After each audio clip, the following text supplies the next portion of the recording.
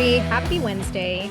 So it appears that the Biden admin has managed to rack up yet another historical fiscal milestone in their continuous efforts to completely fuck over the American people.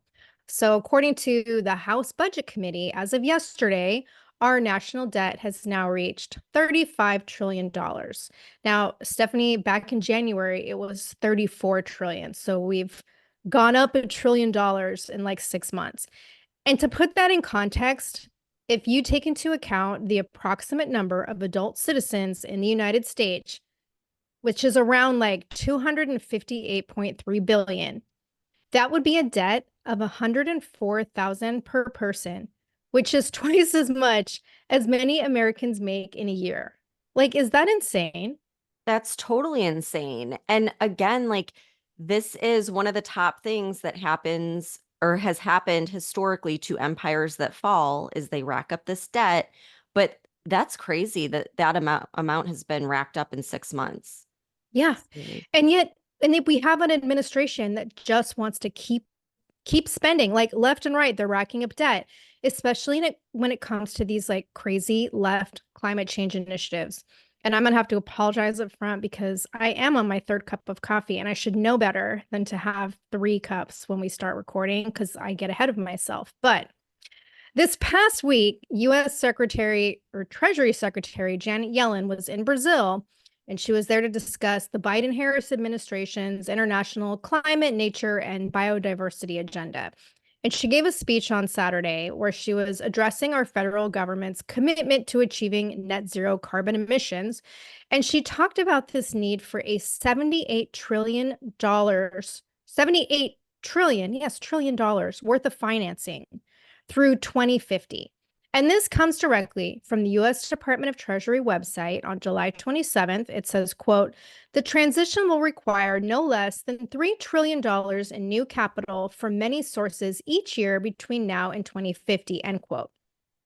She then went on to talk about how the Biden-Harris administration has like been supporting this transition to net zero and making it a top priority for the administration, and how the Treasury Department is playing a key role through implementing the Inflation Reduction Act, which she calls, quote, the most significant climate legislation in our nation's history that is driving hundreds of billions of dollars of investment in the clean energy technologies and industries that will propel us towards our climate goals and fuel our economic growth, end quote. I'm not sure where the economic growth part is coming from because it seems to me what she's really doing is praising the most expensive climate legislative failure in our nation's history that's wasted literally hundreds of billions of taxpayer dollars, specifically around 370 billion, on the failed electric vehicle program that doesn't have the sustainable infrastructure for the electric vehicles that nobody wants to buy anyway, which, by the way, let's not forget that part of this brilliant EV push involved Kamala's beloved $5 billion clean school bus program that was created back in 2021. And at the time, she had said it was an investment in our children and their health and their education.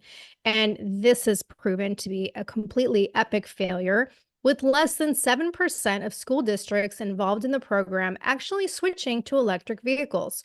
So it was reported in the Washington Free Beacon yesterday that the program was initially implemented in 389 school districts across the country, and they were supposed to deliver 2,500 electric school buses. Well, 3 years later, only 27 of the 389 districts have replaced their diesel fueled buses with EVs.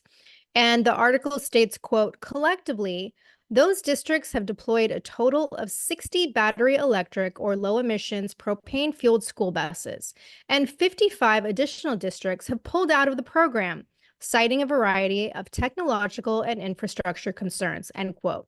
The article also said that based on the EPA's funding calculus, the average cost of a new school bus that will meet EPA requirements and regulations costs upwards of $370,000, which is more than 3 times the cost of a traditional diesel school bus, which means the cost to replace the entire United States fleet of yellow school buses, which is somewhere around 547,000, would be over $202 billion. So, just like her border diplomacy role, here is yet another example of a classic Kamala Harris fail. All I can think of when you're talking about this is that speech of her where she's like, well, cackling. She's like, yellow school buses. There's just something about yellow school buses. But total side note that I just thought of when you're talking about these electric vehicles. So I was on a call with a girl the other day who was in a Tesla. And the call dropped three different times because she said, oh, yeah, this happens all the time when I'm in my car because the steering wheel gets so hot because the battery's overheating that my phone overheats. And she's like, so I'm going to have to turn the air off. So now I'm going to be sitting in my car and hot, but then at least I can use my phone. And I was like, this happens all the time. And she's like, oh, yeah. I'm like, what? Like, why would anyone want that? It's crazy the stuff that you find out. Well, that's what some of the school people were saying, like especially in rural areas where they have these buses, that they were saying that they can't run the heater during winter because it takes up too much electricity. So the Mhm. vehicle can't run the heater and make it to pick up the kids. Yeah. Yeah. I mean, it's crazy. It's things that you really don't think about, but it's this giant battery. People are supposedly saying they're having health problems, like their hair's falling out and stuff. But I mean, think about it. It's this humongous battery and it's right next to you. Like, I don't know. I don't trust it. But another funny story about electric vehicles, and the fact that nobody truly, like, it seems like nobody wants them. And that's probably because no one can afford them right now. We can't even afford groceries, let alone a new electric vehicle. But I was driving into Tampa and past this field that had dozens or like maybe even hundreds. I was driving by, it was hard to tell, but the whole field was filled with Teslas, all just sitting there. This was in the middle of nowhere. It's not like it was next to a Tesla dealership. It was in the middle of nowhere, this big empty field. It was like a graveyard of Teslas. And of course, my conspiracy brain immediately thinks about the Tesla scene in the Leave the World Behind movie. And my daughter even said, she's like, well, that's creepy. But realistically, I think they probably just can't sell them now. And they probably manufactured a bunch of them because of this whole Kamala Harris deal about electric vehicles, but now they're stuck with them because no one wants to buy them and no one can afford a new vehicle right now due to inflation. So now there's just graveyards of brand new Teslas just sitting there. It sounds like exactly what happened in China. And like I think we talked about this last Oh, year. yeah. There's like literally dozens of locations throughout the country where there's fields that are littered with like literally thousands of abandoned electric cars. And like if you go look at the pictures, some of them have been sitting there for so long that like trees are growing out of the hood of the car and plants are growing up around the cars. Like go online and look at them because it's totally creepy. And it's like you said, it's basically just an electric vehicle graveyard. And they can't get rid of these cars and the batteries because of the environmental regulations. So, what a fucking waste. But back to Janet Yellen praising our failed climate initiatives in Brazil. So, she also talked about how earlier this month, the Biden admin announced that our government is going to be providing $50 million to the Brazil Amazon Fund this year. And I guess this is just the first installment of a $500 million commitment that Biden has made to this fund. And she praised the Partnership for Global Infrastructure and Investment that Biden and the G7 launched back in 2022, which they have since spent, quote, tens of billions of dollars in investments on, end quote, and have committed the United States to billions more in spending in the future. She said, quote, our ambitions at home are matched by our ambitions abroad. We know we can only achieve our climate and economic goals if we lead efforts far beyond our borders, end quote. See, this is where I think Trump's America First message and the whole drill, baby, drill that he keeps saying is winning over voters. I think the average American is really sick of seeing us send money to other countries for nonsense like this when most middle class families are having trouble just affording rent and mortgage or groceries, like basic expenses. And I posted a video on TikTok. It was just basically like a rant. Because my husband and I were talking about it, and I just was like, when Trump was president, we were constantly doing house projects, we were upgrading things. We had so much in savings, we had to like really learn how to invest. We bought luxury vehicles, and I never ever had a second thought about the price of groceries. I never like, worried about it, didn't keep me up at night. And now in less than 4 years, it's like we went from that to getting rid of the luxury cars, buying used cars, no house projects, no investing. Like, my God, that's a joke. And being terrified at the total at the grocery store. And so anyhow, like it was just a rant. And that video went viral. It's currently around 250,000 views and thousands of comments, 99% of which are from people saying same here. And I think that is why it went viral, because it resonated. Like, this is what people are thinking about right now. And, of course, there was the occasional comment, which every single like negative comment was a young female that's probably not even out of college, let alone like having to pay for their own groceries. And they're saying how I'm selfish, or how Trump just inherited a good economy from Biden or from Obama. And like this economy under Biden is actually Trump's economy, and just like nonsense like that.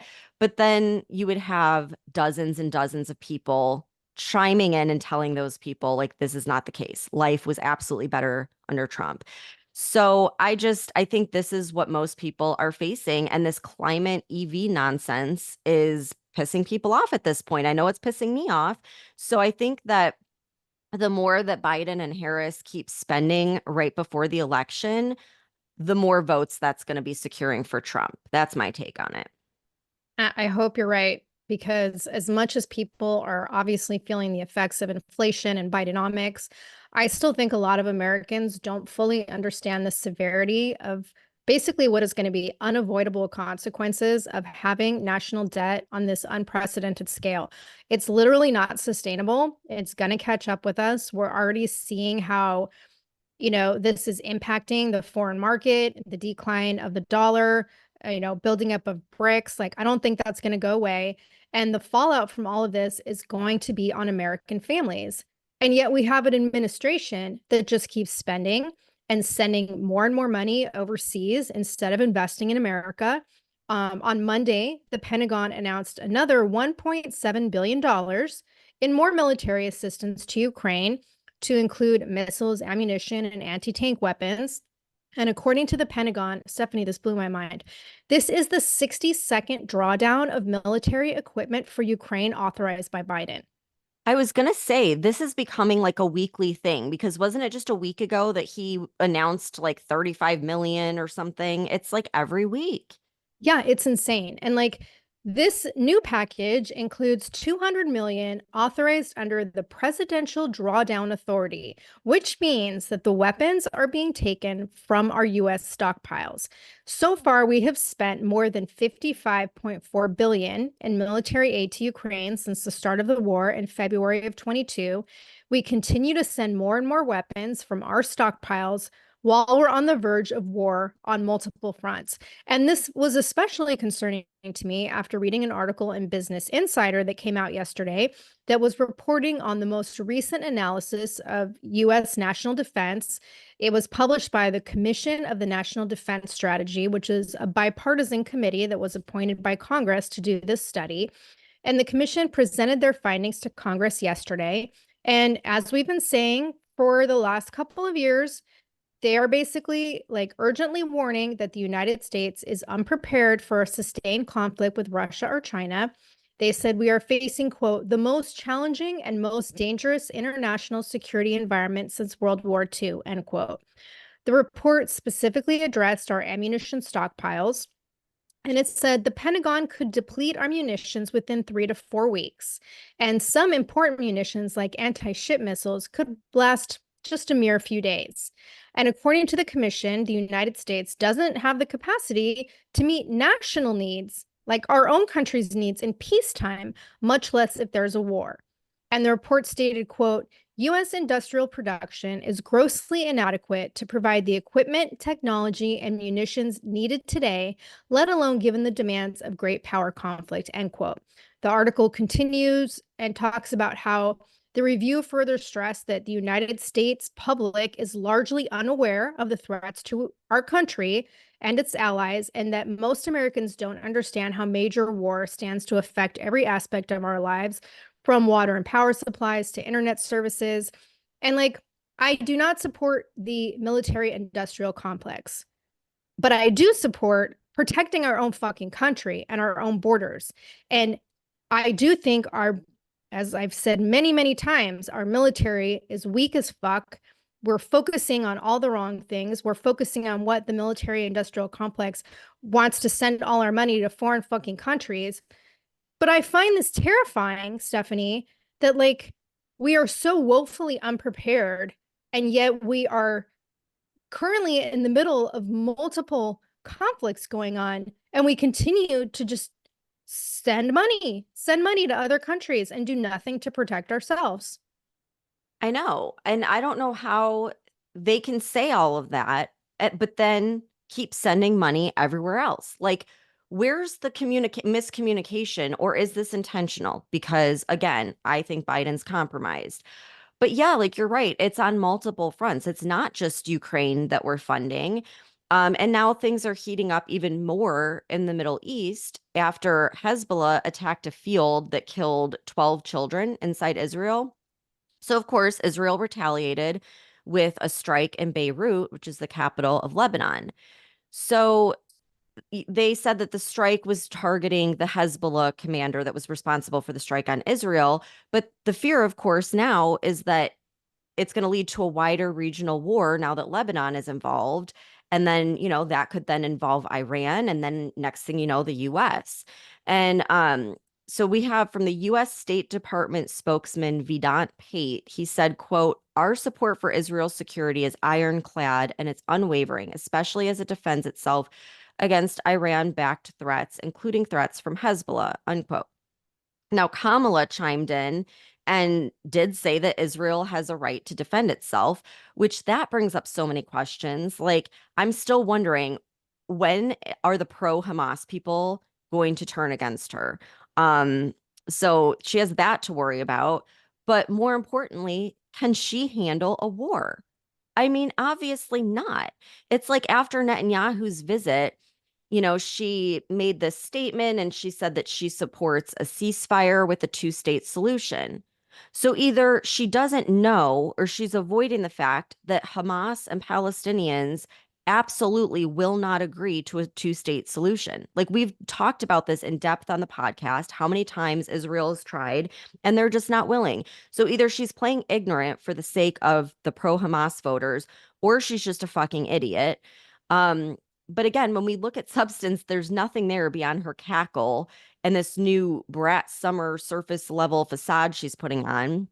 But this is serious. Like, you have Putin saying that this attack on Lebanon violates international law. So now Russia's looking at this. You have Turkey that is threatening to send troops if Israel attacks Lebanon. I mean, this could turn into something huge, and cackling Kamala is just simply like making some short statement like, we support Israel. But where's the substance? Like, I don't think she can handle this level of a threat that we're in. No, but you know what you just made me think of again? Like all this shit's happening now, right? Biden's now out of the picture, basically. Mhm. She is I mean, we really haven't heard much from Biden in the last few days other than his, desire to completely redesign the Supreme Court. But we haven't seen much of him, and all we're seeing is Kamala. Like, she's clearly the Democrat nominee at this point. We have all this shit going on. What's to say we don't let this just continue and continue and continue? So we're in a full blown fucking war before the elections. And then she's already technically like the acting president, because how easy is it at this point for them to say, wow, Biden's gotten so bad, we can't even let him finish out his term. So Kamala's going to step in. And then here comes the We're not having elections. Hmm. We are countries on lockdown where you know what I'm saying? Like Oh, exactly, absolutely. exactly what happened in fucking Ukraine. Like I can totally see that happening here in the next couple of months. Yeah. Oh, I agree. Like, I still am thinking they're going to find a way, and that would be an easy way because it sure seems like this is intentionally leading us towards war. I mean, it's just absolutely crazy. And like, speaking of the election, big tech is, again, no surprise, in full force censoring people that support Trump. So there's this guy I follow. His name's Jordan Crowder, and he's not even like a political account at all. But he did post a photo of Trump with his fist in the air after the assassination attempt, that like iconic photo that we see everywhere. And he posted it on Instagram. Instagram gave him a strike on his account and said that it was spreading misinformation and that it was an altered photo. And therefore, his account is penalized and the photo won't be shown to more people on Instagram.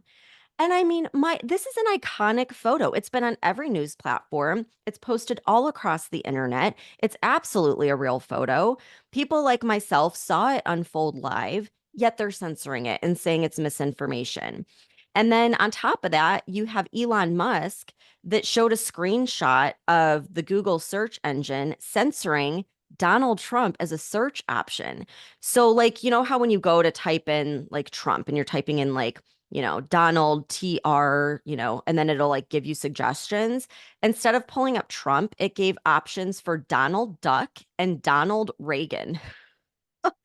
So it's like, of course, people started posting this all over the internet and Google fixed it. They did fix it. I checked because I mean, everyone was outraged by this.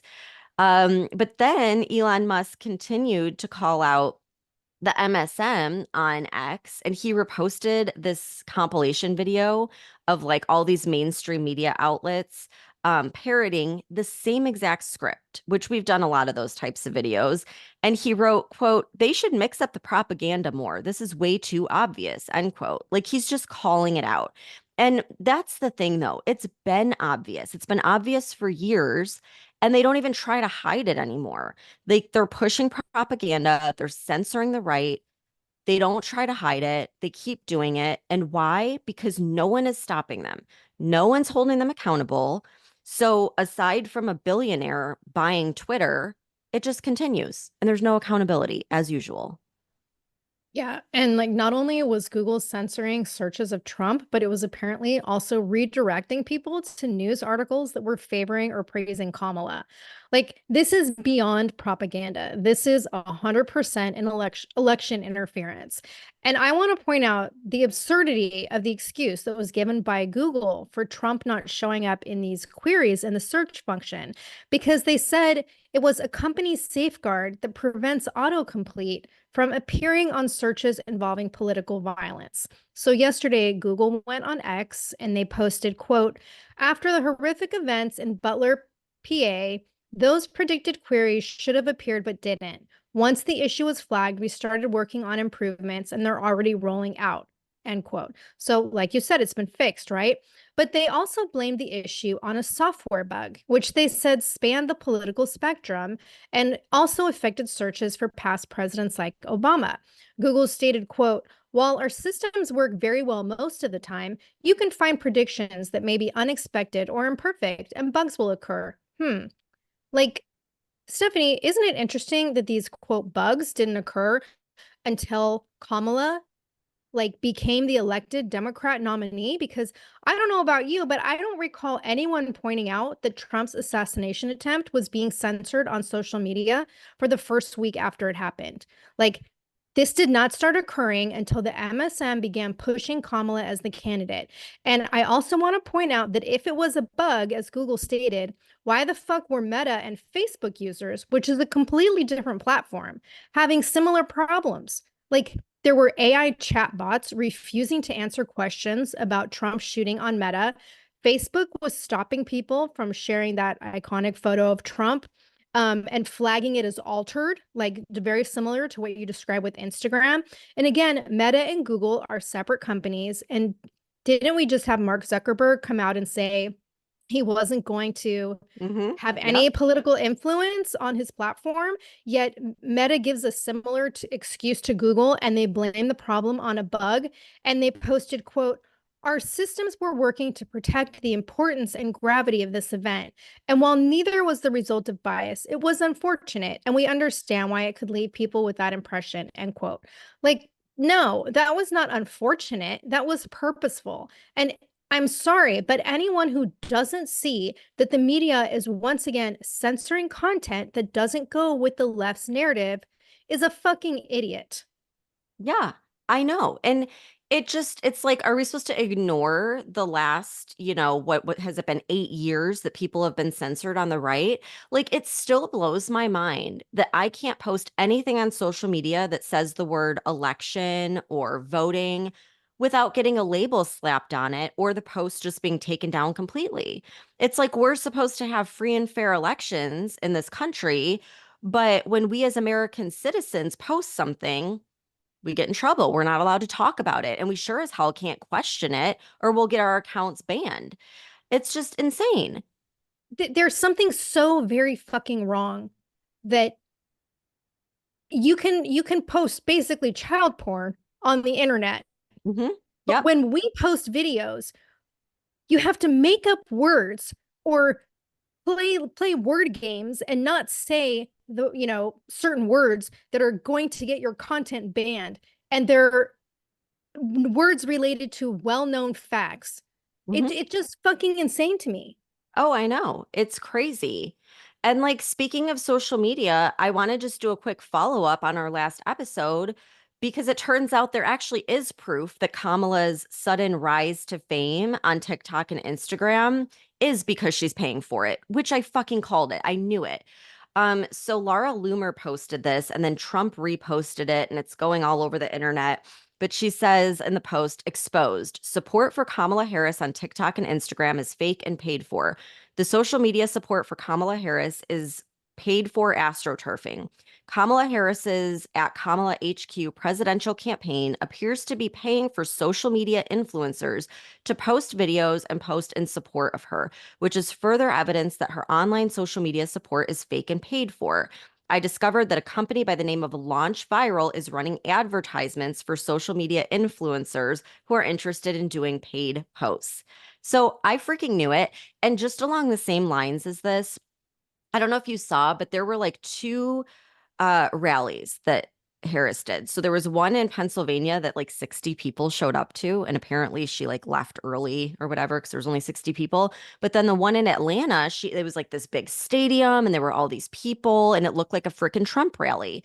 Well, it turns out that Megan the Stallion put on a free concert for people to show up. So people showed up for the freaking free concert. Then Kamala came on after, and someone from Turning Point USA was there, and they were like, within 15 minutes of Kamala taking the stage, people were leaving because they showed up for the free show. You know what I mean? Yeah. So it's like this, I'm telling you, it's manufactured, it's not real. And I think a lot of these women that I'm seeing on TikTok that are promoting her, they all have the same talking points. So it has me wondering, like maybe they're being paid to post this stuff, you know? Well, I there's think it's also we talked about this last week about like the billionaires who are supporting her campaign.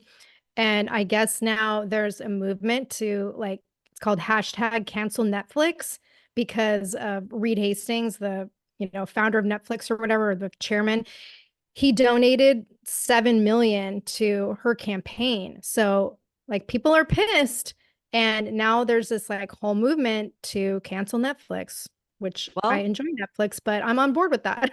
you know what? I already canceled Disney Plus and I feel like I don't even watch TV anymore or shows. So yeah, why not? It'll save me whatever, $15 a month. I'd be Yeah. glad to. But it's just crazy. And like speaking of all the election talk, there was an election in Venezuela that was clearly rigged. I mean, no one is like denying that this was fucking rigged, okay? So Maduro was officially declared the winner. But then you have NBC News reporting that Gonzalez and Machado said that they obtained more than 70% of the paper tally sheets from polling booths nationwide. And Machado told reporters that these tallies show Gonzalez won over Maduro by a landslide. And even the New York Times was reporting that the tallies showed that Gonzalez received at least 3.5 million more votes than Maduro. Yet Maduro, it was claimed he won the election. So now you have millions of Venezuelans that are in the streets protesting. They're knocking down statues. The Venezuelan military are out there now. And people are like saying this is turning into a revolution. I'm not sure about that because these poor Venezuelan people have been going through this since like the early 2000s. Um, when this country fell under a socialist regime. And like, this is what people need to do. If you want to know what it would be like to vote for socialism, aka Harris, go look at Venezuela and everything that's happened to that country since they voted that in. It's completely destroyed their way of life. And according to Newsweek, polls suggest that up to a third of Venezuelans are now planning to flee to the US. So, yeah, we already have a surge at the border, but we can expect another one. So let's see what Kamala says about this whole thing. She posted on X, quote, "The United States stands with the people of Venezuela who expressed their voice in today's historic presidential election. The will of the Venezuelan people must be respected. Despite the many challenges, we will continue to work towards a more democratic, prosperous, and secure future for the people of Venezuela," end quote.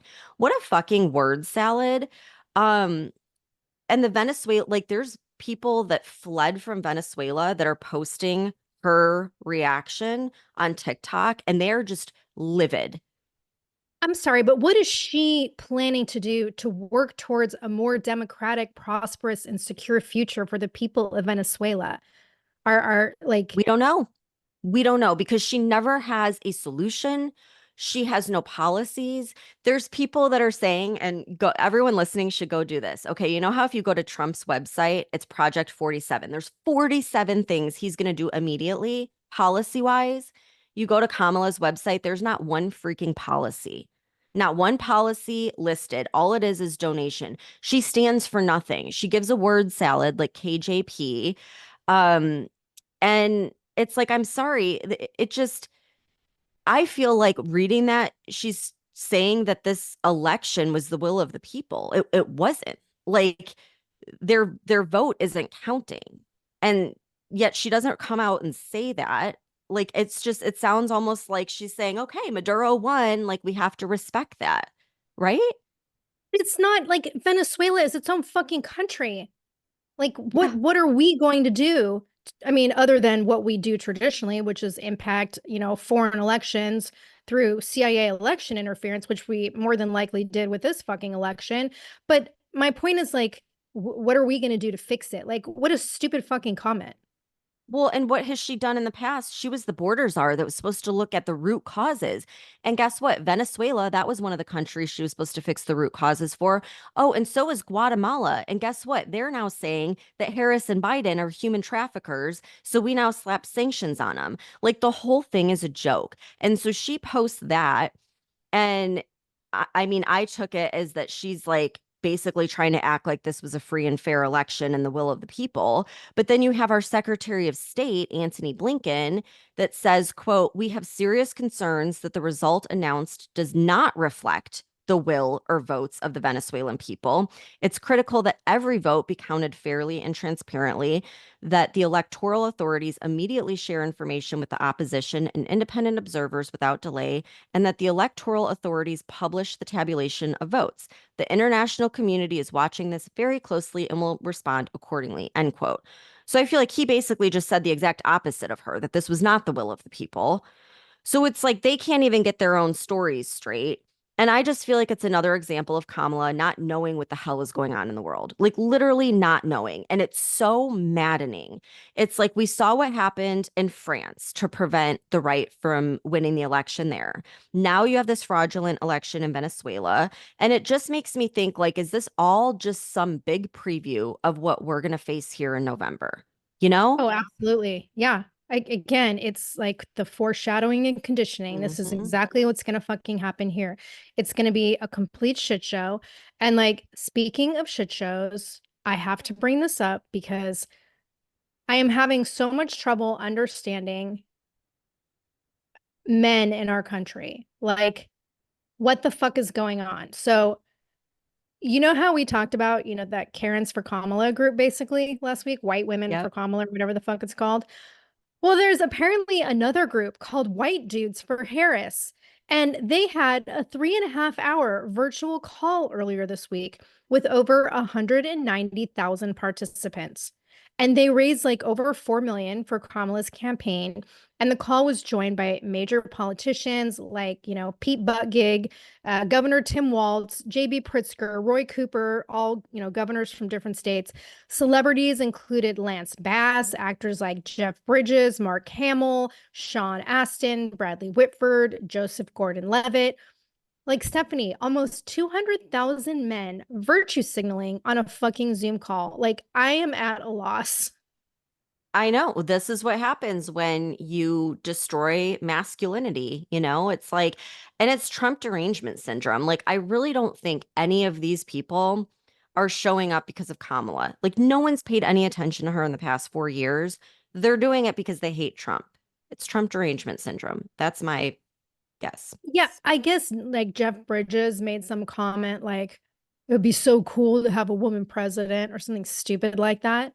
Like it just I'm just blown away at how much idiocy is in our country. But I do want to point out one last thing because you just made me think of it when you mentioned Project 47. I don't know if you saw this, but the director of Project 2025, his name is Paul Dans. I guess he stepped down yesterday because of all the backlash that and like criticism that he was getting from Trump, because Trump has been saying for months that Project 2025 is not his. And he called some of the ideas in Project 2025, ridiculous and abysmal. And so I guess this guy like stepped down and is now distancing himself from the whole thing. I did see that. And remember how you were reading like a CNN article that was like fact checking Kamala about Project 2025?